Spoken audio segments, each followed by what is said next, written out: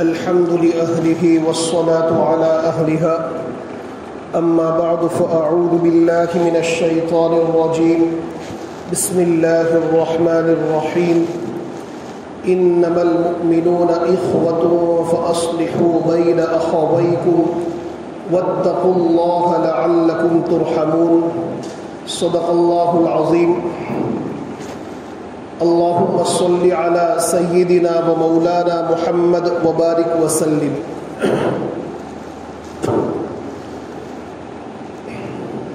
دیکھیے اللہ تبارک و تعالی نے انسان کو بے شمار نعمتوں سے نوازا ہے۔ اسبغ علیکم نعمہ ظاہرۃ و باطنہ۔ انسان ہر گھڑی ہر آن اللہ تبارک و تعالی کی رحمت کے سائے میں، اللہ کی نعمت کے سائے میں اپنے لمحات بسر کرتا ہے۔ اللہ کی نعمتوں کی کوئی کمی نہیں ہے۔ یہی وجہ ہے کہ حضرت قاضی طیب صاحب رحمۃ اللہ تعالی علیہ فرماتے ہیں کہ قرآن کریم کی آیت کریمہ وَإِن تَعُدُّوا نِعْمَةَ اللَّهِ لَا تُحْصُوهَا، کہ دنیا کے اندر ریت کے ذرات کو گننا آسان ہے لیکن اللہ کی نعمتوں کو گننا آسان نہیں ہے، اتنی نعمتیں ہیں۔ اور پھر قرآن کریم کے اندر اللہ تبارک و تعالیٰ نے فرمایا وَإِن تَعُدُّوا نِعْمَةَ اللَّهِ، کہ اللہ تبارک و تعالیٰ کی نعمت کو جو ہے شمار کرنا، اللہ کی نعمت کو شمار کرنا، یہ نہیں فرمایا کہ نعم اللہ تبارک و تعالیٰ کی نعمتوں کو شمار کرنا، صرف ایک نعمت کا تذکرہ کیا۔ نعمت کا معنی ہوتا ہے صرف ایک نعمت، اور نعم اس کا معنی ہوتا ہے بے شمار نعمتیں۔ یعنی مطلب یہ ہے کہ اللہ کی ایک نعمت ہی ایک ایسی نعمت ہے کہ جس کے اندر ہزاروں نعمت پائی جاتی ہے، بلکہ ایک نعمت کے اندر اللہ کی اتنی نعمتیں پائی جاتی ہیں کہ اس کا شمار کرنا انسان کے لیے ممکن نہیں ہے۔ تو اللہ تبارک و تعالیٰ نے دنیا کے اندر ہر انسان کو بے شمار نعمتوں سے نوازا ہے۔ پھر اس میں اللہ تبارک و تعالیٰ نیکی کی توفیق عطا فرما دے، بھلائی کی توفیق عطا فرما دے، دوسروں کے ساتھ خیر خواہی کرنے کی توفیق عطا فرما دے، تو یہ بھی اللہ تبارک و تعالیٰ کی عظیم نعمت ہے۔ دیکھو، اگر اللہ تبارک و تعالیٰ نے مال و دولت عطا فرمائی، یہ بھی ایک نعمت ہے۔ اللہ تبارک و تعالیٰ کسی انسان کو نماز کی توفیق دیتا ہے، تلاوت کی توفیق دیتا ہے، دوسروں کے ساتھ حسن سلوک کا معاملہ کرنے کی توفیق دیتا ہے۔ اسی طریقے سے اگر کوئی آدمی مصیبت میں ہے، پریشانی کے اندر ہے، تو اس کی مدد کرنے کی اللہ تبارک و تعالیٰ توفیق دیتا ہے۔ تو یہ بھی صرف اور صرف اللہ کا فضل ہے، اللہ تبارک و تعالیٰ کی رحمت ہے، اللہ کی نعمت ہے۔ ورنہ کسی انسان کے بس کی بات نہیں کہ انسان اپنے ارادے سے، انسان اپنی ذات سے، انسان اپنی محنت سے نیکی اور بھلائی کے کام کرے، انسان اپنی صلاحیتوں کی بنیاد پر نیکی اور بھلائی کے کام کرے۔ جب تک اللہ کی توفیق، اللہ کی مدد، اللہ کی رحمت، اللہ کا فضل شامل حال نہیں ہوگا، انسان کوئی چھوٹی سے چھوٹی نیکی انجام نہیں دے سکتا۔ تو گویا نیکی کے کاموں کو انجام دینے کی توفیق ہوتی ہے، یہ بھی اللہ کی عظیم نعمت ہے۔ وَلَوْلَا فَضْلُ اللَّهِ عَلَيْكُمْ وَرَحْمَتُهُ مَا زَكَى مِنْكُمْ مِنْ أَحَدٍ أَبَدًا، کہ اللہ تعالیٰ فرماتے ہیں کہ اگر اللہ کا فضل اور اس کی رحمت شامل حال نہ ہوتی تو کوئی بندہ نیکی کا کام کر ہی نہیں سکتا تھا۔ لیکن یہاں ایک بات یہ بھی دھیان میں رکھنا چاہیے کہ جب اللہ تبارک و تعالیٰ ہمیں نیکی کی توفیق دے دے وے، نمازوں کے اہتمام کی توفیق دے دے وے، تلاوت اور ذکر اللہ کی توفیق دے دے وے، تو اس کی بنیاد پر ہم اپنے آپ کو دیندار سمجھیں اور دوسروں کو حقیر اور ذلیل سمجھیں، بے دین سمجھیں، ہماری شریعت ہمیں اس کی اجازت نہیں دیتی۔ اس لیے کہ جس نماز کو ہم نے ادا کیا، ہم نے دوسروں کے ساتھ جو بھلائی کا معاملہ کیا، کسی کی مدد کر دی، یہ ہم نے اپنے ارادے سے نہیں کیا بلکہ توفیق خداوندی کی بنیاد پر کیا ہے۔ تو اللہ کا احسان ہے کہ اللہ نے ہم سے دین کا اور بھلائی کا کام لیا۔ یمنون علیک ان اسلموا قل لا تمنوا علی اسلامکم، دیکھو یہ منافقین اللہ کے نبی سے یہ کہہ رہے تھے کہ ہم نے جو اسلام قبول کیا، ہم نے جو ایمان قبول کیا، تو یہ اسلام قبول کر کے ہم نے اسلام پر احسان کا معاملہ کیا ہے۔ تو اللہ تعالیٰ اپنے نبی سے فرماتے ہیں کہ قل، آپ کہہ دیجئے، لا تمنوا علی اسلامکم بل اللہ یمن علیکم ان ہداکم للایمان ان کنتم صادقین۔ یہ تو اللہ کا احسان ہے کہ اس نے تم کو اسلام کی دولت سے نوازا۔ تو اگر ہم کوئی نیکی کا کام کرتے ہیں تو یہ ہمارا کوئی احسان نہیں، کسی کی بھلائی کرتے ہیں، کسی کی سیوا کا کام کرتے ہیں، کسی کی تکلیفوں کو دور کرنے کا کام کرتے ہیں، اس میں ہمارا کوئی احسان نہیں ہے، اس میں دیکھو یہ اس کے اندر ہمارا کوئی کمال نہیں ہے، بلکہ یہ تو توفیق خداوندی کی بات ہے کہ اللہ تبارک و تعالیٰ نے نیکی کے کاموں کے لیے، اپنے بندوں کی خدمت کے لیے ہمیں استعمال کر لیا۔ تو سب سے پہلا کام کہ ہم اگر نیکی کا کام کر رہے ہیں، دیندار ہے چاہے دیندار نہ ہو، اللہ نے ہم کو جتنی نے، اصل تو میں آپ کو یہ بتلا رہا تھا کہ قرآن کریم کے اندر اللہ تبارک و تعالیٰ جو ارشاد فرماتے ہیں کہ انسان ہر گھڑی ہر آن اللہ کی نعمت کے تحت جی رہا ہے۔ تو ہمارے پاس جو بھی نعمت ہو، چاہے دینی نعمت ہو کہ ہم نماز کے پابند ہیں، تلاوت کے پابند ہیں، ذکر اللہ کے پابند ہیں، دوسروں کے ساتھ بھلائی کا کام کرتے ہیں، یا پھر کوئی دنیاوی نعمت ہو کہ عمدہ قسم کی گاڑیاں ہو، عمدہ قسم کے محلات اور بنگلے ہو، عمدہ قسم کے راحت اور آرام کے جو ہے اسباب وغیرہ ہو، تو ان ساری چیزوں پر ہمیں اترانا نہیں چاہیے، اور ان ساری چیزوں کو مد نظر رکھتے ہوئے دوسروں کو حقیر اور ذلیل نہیں سمجھنا چاہیے۔ ورنہ اگر ہم نے اپنی نمازوں کی بنیاد پر، اپنی عبادتوں کی بنیاد پر، یا مال و دولت کی بنیاد پر، کثرت اولاد کی بنیاد پر، ہم نے اپنی طاقت کی بنیاد پر دوسروں کو حقیر اور ذلیل سمجھ لیا، تو سمجھ لو کہ اب یہ خطرے کی گھنٹی ہے۔ اللہ تبارک و تعالیٰ موت سے پہلے دنیا کے اندر ہمیں بھی ذلیل کرے۔ اللہ تعالیٰ حفاظت فرمائے۔ آج عام طور پر ماحول یہ بن چکا ہے کہ جس نے 5 وقت کی نمازیں پڑھ لی، تھوڑی تلاوت کر لی، تھوڑے دین کے کام کر لیے، اپنے آپ کو بڑا سمجھنے لگتا ہے، دوسروں کو حقیر سمجھتا ہے۔ اور اگر کوئی آدمی شراب پی رہا ہے، زنا کا کام کر رہا ہے، کوئی برائی کا کام کر رہا ہے، تو اس کی عزتوں سے کھلواڑ کیا جاتا ہے اور مجلسوں کے اندر ان کی عزتیں اچھالی جاتی ہے۔ یاد رکھ لو میرے بھائیوں، اگر ہم کسی کو فائدہ نہیں پہنچا سکتے، اللہ کے یہاں کوئی پکڑ نہیں ہوگی، لیکن ہم اپنی ذات سے کسی کو نقصان نہ پہنچائیں، ہم کسی کو ذلیل نہ کریں، کسی کی عزتوں کو اچھالنے کا ذریعہ ہم نہ بنیں۔ آج عام طور پر پوزیشن یہ ہو چکی ہے کہ کوئی لڑکا ہو یا کوئی لڑکی، اس سے کوئی غلط کام ہو گیا، اللہ کی نافرمانی کا کام ہو گیا، یا اس نے کسی گناہ اور نافرمانی کی جگہوں پر قدم رکھ دیا، تو ہم جو ہے اس کے فوٹو کو نکال دیتے ہیں، اس کی ویڈیوز کو پھیلا دیتے ہیں، اس کی عزتوں کو اچھالنے میں لگ جاتے ہیں، اس کو ذلیل اور برباد کرنے میں لگ جاتے ہیں۔ حالانکہ ہم نمازیں بھی پڑھتے ہیں، دین کے کام بھی کرتے ہیں، ہم یہ سمجھتے ہیں کہ اگر ہم دوسروں کی باتوں کو کریں گے اس سے ہمارے اوپر کوئی فرق نہیں پڑے گا۔ یاد رکھ لینا، اگر کوئی آدمی چاہے شرابی ہو، کبابی ہو، بدکار ہو، زناکار ہو، اور ہم چاہے 24 گھنٹے جو ہے دین کے کام کرتے ہو، تلاوت کا اہتمام کرتے ہو، تہجد کے پابند ہو، کسی کی عزت سے کھلواڑ کیا ہے، یاد رکھ لینا اللہ تبارک و تعالیٰ ان سارے اعمال کو ضائع کر کے رکھ دے گا۔ حضرت ابو الدرداء رضی اللہ تعالیٰ عنہ ارشاد فرماتے ہیں کہ اگر کسی کو گناہ کے اندر مبتلا دیکھو تو اس سے نفرت مت کرو، اس گناہ سے نفرت کرو، اس کی ذات سے نفرت مت کرو، بلکہ اس وقت اپنے آپ کو قصوروار سمجھو کہ میں تو نمازیں پڑھتا ہوں، تلاوت کرتا ہوں، دین کے کام کرتا ہوں،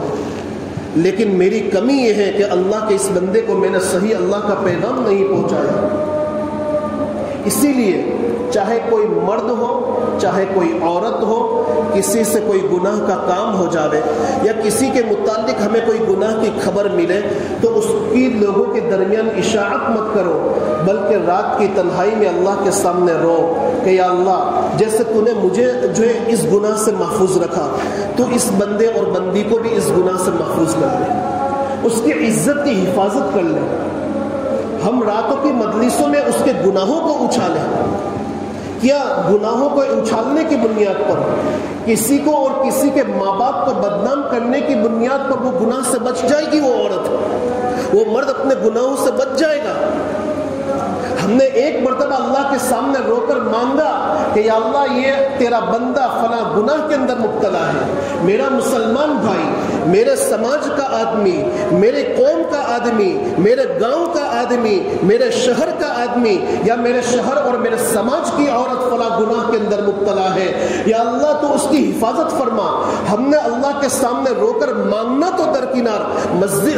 بلکہ عام مجلسوں کے اندر اس کی عزتوں سے کھلواڑ کرتے ہیں، واٹس ایپ کے اوپر، فیس بک کے اوپر جو ہے عام گروپوں کے اندر جو ہے اس کی بدنامی کی اشاعت کرتے ہیں۔ یاد رکھ لو اللہ کے نبی علیہ الصلوۃ والسلام کا فرمان بڑا زبردست ہے۔ اللہ کے نبی نے ارشاد فرمایا من عیر اخاہ بذنب لم یمت حتی یعملہ، کہ اگر کوئی آدمی کسی کو اس کے گناہ کی بنیاد پر عار دلائے گا، اس کو ذلیل اور بدنام کرنے کی کوشش کرے گا، چاہے وہ دیندار ہو، پانچوں وقت کی نمازوں کا پابند ہو، ذکر اللہ کا پابند ہو، تہجد کا پابند ہو، لوگوں کے ساتھ بھلائی کا معاملہ کرتا ہو، اس کی موت وہ وہاں تک نہیں آئے گی جب تک کہ وہ اس کام کے اندر، اس گناہ کے اندر مبتلا نہ کر دیا جائے۔ لم یمت حتی یعملہ، اللہ کے نبی کا فرمان ہے۔ اسی لیے میرے بھائیوں اس میں ہمیں بہت سنبھلنے کی ضرورت ہے، بہت ڈرنے کی ضرورت ہے کہ کسی کی عزت جو ہے ہماری بنیاد پر نہ جاوے، کسی کی عزت سے ہم کھلواڑ نہ کریں۔ ایک روایت ہے حضرت عبداللہ ابن عمر رضی اللہ تعالیٰ عنہ ارشاد فرماتے ہیں کہ ایک مرتبہ اللہ کے نبی علیہ الصلوۃ والسلام کعبۃ اللہ کا طواف فرما رہے تھے۔ کعبۃ اللہ کا طواف فرماتے ہوئے کعبۃ اللہ کو خطاب کرتے ہوئے ارشاد فرمایا کہ کعبۃ اللہ تو کتنا پاکیزہ ہے، تیری خوشبو کتنی پاکیزہ ہے، تیرا درجہ کتنا اونچا ہے، تو کتنے اونچے مقام والا ہے۔ پھر اس کے بعد اللہ کے نبی نے ارشاد فرمایا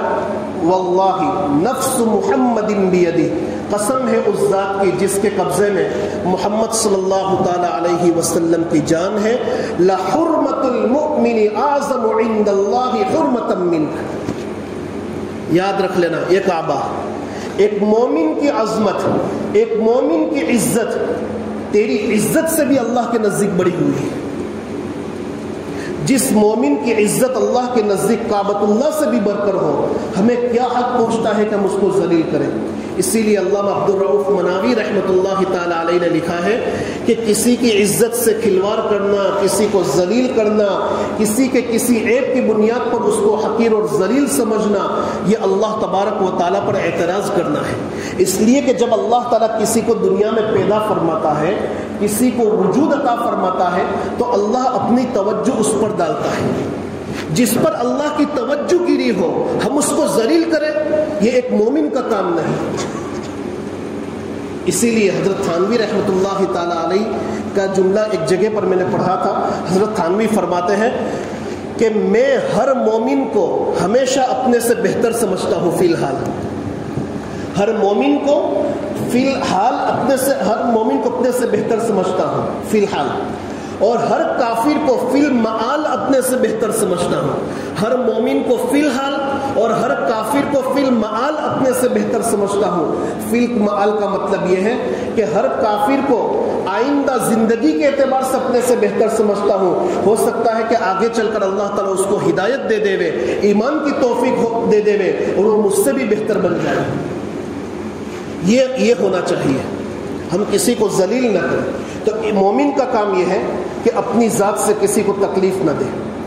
اگر ہم کسی کو فائدہ نہیں پہنچا سکتے نہ پہنچائیں، کوئی پکڑ نہیں ہوگی، لیکن اپنی ذات سے کسی کو نقصان نہ پہنچاوے۔ کوئی بھی ایسا کام، کوئی بھی ایسا عمل یا کوئی بھی ایسا بول نہ بولے کہ جس کی بنیاد پر لوگوں کے درمیان تفریق ہو، لوگوں کے درمیان نا اتفاقیہ ہو، کسی کو تکلیف پہنچے، ایک کام۔ دوسری بات یہ ہے کہ ہم اپنی ذات سے کسی کو ذلیل نہ کریں، کسی کے ایسے میسیجز کو نہ اچھالیں، کسی کے ایسے ویڈیو کو شیئر نہ کریں کہ جس کی بنیاد پر کسی کی عزت اور کسی کے ماں باپ کی عزت داؤ پر لگے، ورنہ کہیں اللہ کے نبی کے اس فرمان کے مستحق نہ بن جائے۔ اور کبھی کبھی ایسا ہوتا ہے کہ کسی کو حقیر اور ذلیل سمجھنے کی بنیاد پر اللہ ایمان سے محروم کر دیتا ہے۔ حجۃ الوداع کے موقع پر اللہ کے نبی صلی اللہ تعالیٰ علیہ وسلم جب میدان عرفات میں سورج غروب ہو چکا اور مغرب کے بعد غروب آفتاب کے بعد مزدلفہ کی طرف چلنے کا موقع آیا تو اللہ کے نبی علیہ الصلوۃ والسلام جو ہے رکے ہوئے تھے۔ ویسے سواری پر چلنے کے لیے تیار تھے لیکن رکے ہوئے تھے۔ لوگ سمجھ رہے تھے کہ اللہ کے نبی علیہ الصلوۃ والسلام کسی کا انتظار فرما رہے ہیں، اور اللہ کے نبی کے قریب یمن کے شاہی گھرانے کے لوگ، بڑے اونچے اور مالدار گھرانے کے لوگ جو ہے وہاں کھڑے ہوئے تھے۔ اصل میں اللہ کے نبی علیہ الصلوۃ والسلام جو ہے اپنے لیپالک بیٹے حضرت زید ابن حارثہ رضی اللہ تعالیٰ عنہ کے جو صاحبزادے ہیں حضرت اسامہ ابن زید رضی اللہ تعالیٰ عنہ کا انتظار فرما رہے تھے، اور حضرت اسامہ ابن زید رضی اللہ تعالیٰ عنہ تھوڑا سانولے رنگ کے تھے، چہرے سے دکھنے میں اتنے زیادہ حسین اور خوبصورت نہیں تھے۔ اور وہ قضائے حاجت کے لیے گئے ہوئے تھے۔ جب وہ تشریف لائے اللہ کے نبی کو ان سے بڑی محبت تھی، اسی لیے سواری پر اپنے پیچھے بٹھاتے تھے۔ جب وہ قضائے حاجت سے تشریف لائے تو اللہ کے نبی نے ان کو اپنے پیچھے بٹھایا اور چل دیے۔ جب یمن کے لوگوں نے دیکھا کہ اللہ کے نبی میدان عرفات میں ان کی وجہ سے رکے ہوئے تھے، ایک چھوٹا سا بچہ ہے جو اتنا زیادہ خوبصورت بھی نہیں ہے، اور ان کی وجہ سے اللہ کے نبی علیہ الصلوۃ والسلام رکے ہوئے تھے، گویا انہوں نے یہ جملہ ان کو حقیر سمجھ کر کہا۔ ایک اللہ کے نیک بندے کو، اللہ کے مومن بندے کو حقیر سمجھا، اس کا نقصان یہ ہوا کہ بعد میں چل کر ان لوگوں کو اللہ تبارک و تعالیٰ نے مرتد کر دیا، ارتداد کے فتنے میں مبتلا کر دیا۔ عبداللہ عروہ ابن زبیر رضی اللہ تعالیٰ عنہ فرماتے ہیں کہ فَلِذَلِكَ كَفَرَ أَهْلُ الْيَمَنِ، اہل یمن کو اللہ نے کفر کے ارتداد میں، یہ ارتداد کے فتنے میں جو مبتلا فرمایا وہ اسی مسئلے کی بنیاد پر کہ اللہ کے ایک نیک بندے کو انہوں نے حقیر سمجھا تھا، اللہ نے ان کو ایمان سے جو باہر کر دیا۔ تو یاد رکھ لو میرے بھائیوں، کسی کی عزت کو اچھالنے کی بنیاد پر اللہ ایمان سے محروم کر دیتا ہے۔ جس پر نگاہ نبوت گری ہو، انہوں نے کسی کو حقیر سمجھا، اللہ نے ان کو ایمان سے محروم کر دیا۔ اگر ہم جو ہے کسی کو حقیر سمجھیں گے، کسی کی عزتوں سے کھلواڑ کریں گے، یاد رکھ لینا ہمارا انجام کیا ہوگا ہم نہیں سمجھ سکتے۔ اسی لیے ہم جو ہے چاہے کسی کی کوئی بھی بات ہمارے پاس پہنچے کہ فلاں نے جو ہے شراب پی ہے، زنا کا کام کیا ہے، جوا کھیلا ہے، ناجائز کام کیا ہے، ہم ان کی باتوں کو لوگوں کے درمیان شیئر نہ کریں، اپنی نجی مجلسوں میں اس کا تذکرہ نہ کریں۔